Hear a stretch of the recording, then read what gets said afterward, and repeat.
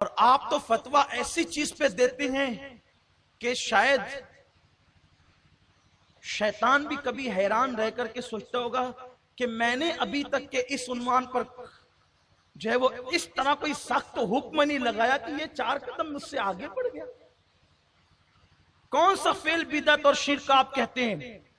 وہ کہا کہ یہ جو آپ لوگ مائک کے اندر صبح فجر میں نماز جو سلام پڑھتے ہو نماز فجر کے بعد، یار کتنوں کی نیند خراب کرتے ہیں، قسم سے یار یہ سنیوں کو تو عجیب ہے، اللہ انہیں عقل عطا کرے، کتنوں کی نیند خراب کرتے ہیں۔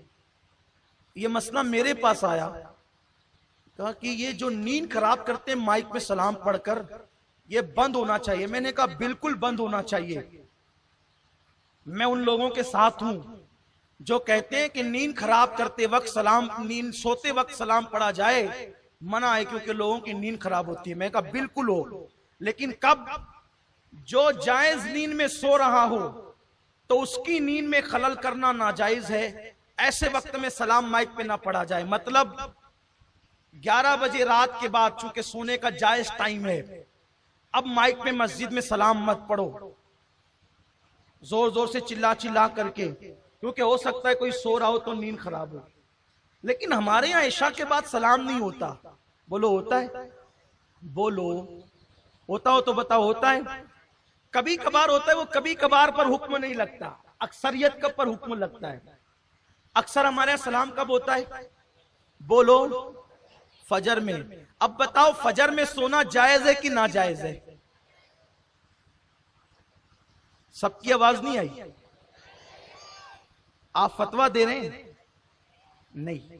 آپ نے علماء سے سنا ہوگا، بھی آپ کو سب کو پتا ہے فجر میں سونا بولو ناجائز ہے۔ اب اس وقت اگر کوئی مائک میں سلام پڑھے تو وہ ظلم نہیں کر رہا ہے، بلکہ سوتے ہوئے کو جگا رہا ہے۔ او نماز ہو گئی، اگر تو سو رہا ہے تو اس سلام کی آواز سے اٹھ جا اور اٹھ کر کے پڑھ لے تاکہ تیری نماز قضا ہونے سے بچ جائے۔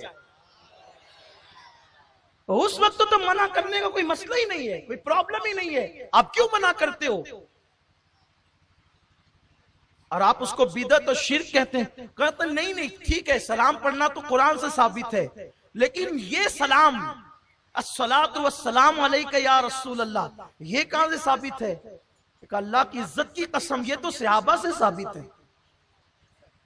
صحابہ نے پڑھا بار بار الصلاۃ والسلام علیک یا رسول اللہ، اور خدا کی قسم سے صحابہ نے نہیں پڑھا بلکہ مولا کائنات علی مرتضیٰ کہتے ہیں میں حضور علیہ السلام کے ساتھ ایک مرتبہ جنگل سے گزر رہا تھا، اچانک دور سے آواز آئی الصلاۃ والسلام علیک یا رسول اللہ، تو میں نے ادھر ادھر دیکھا، مجھے کچھ نظر نہیں آیا۔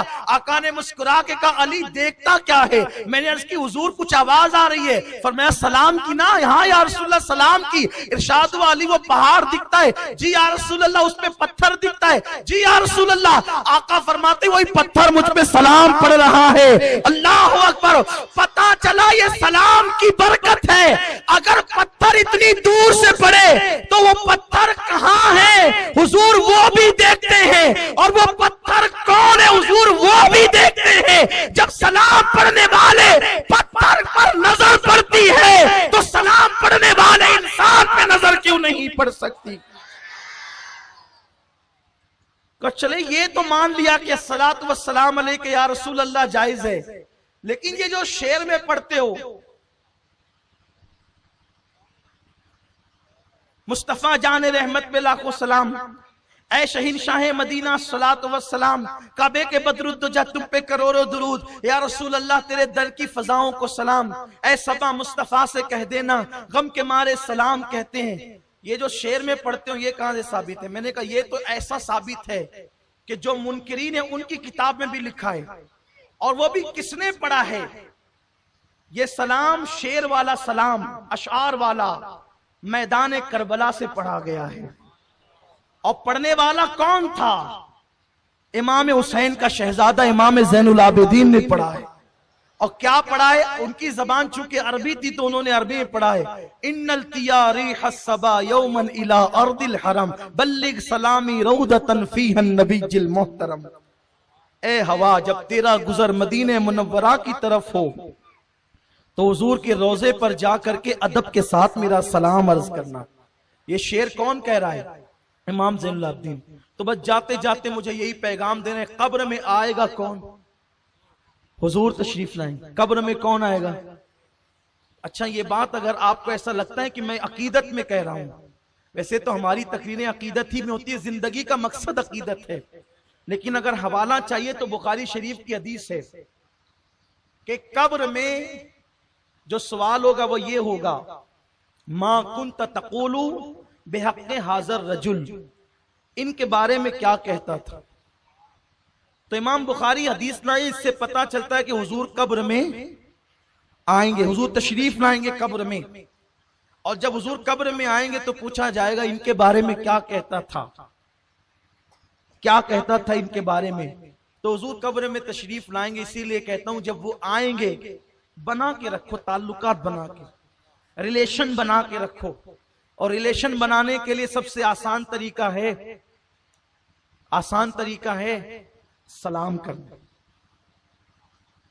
ریلیشن بنانے کا آسان طریقہ ہے بولو سلام کرنا اور تحفہ بھیجنا. سلام کسی کو بار بار کرو تو پہچان ہو جاتی ہے، سلام کسی کو بار بار کرو تو پہچان ہو جاتی ہے، اور تحفہ دو تو محبت پیدا ہوتی ہے، کیونکہ آقا فرماتے ہیں تہدو تحبو، ہدیہ دو تو محبت بڑھے گی. اور آقا فرماتے ہیں میرے لیے سب سے بہترین ہدیہ میری امت کی طرف سے درود شریف کا تحفہ ہے. تو آقا پہ درود بھی پڑھتے رہو، سلام بھی پڑھتے رہو، ادھر محبت بھی بڑھے گی اور ادھر پہچان بھی بڑھے گی. اس لیے لیکن ان لوگوں کے تعلقات کیسے بنیں گے جو محلوں میں کوڑیاں بھی کھیلتے ہیں، تاش کے پتے بھی کھیلتے ہیں، بد نظریاں بھی کرتے ہیں، کیسے بنے گی؟ ان کے تعلقات کیسے بنیں گے؟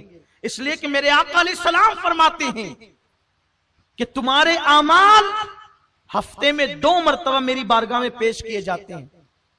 تمہیں نیکی کرتے ہوئے دیکھتا ہوں تو غمگین ہو جاتا ہوں، تمہیں نیکی کرتے دیکھتا ہوں تو خوش ہو جاتا ہوں، دعا کرتا ہوں، اور گناہ کرتے دیکھتا ہوں تو غمگین ہو جاتا ہوں. اب مجھے بتاؤ جو اپنے اعمال سے گناہ کر کے آقا کو غمگین کرتے ہیں ان کے تعلقات حضور سے کیسے بنیں گے؟ جو نیکیاں کر کے خوش کریں گے ان کے تعلقات آقا سے بنیں گے.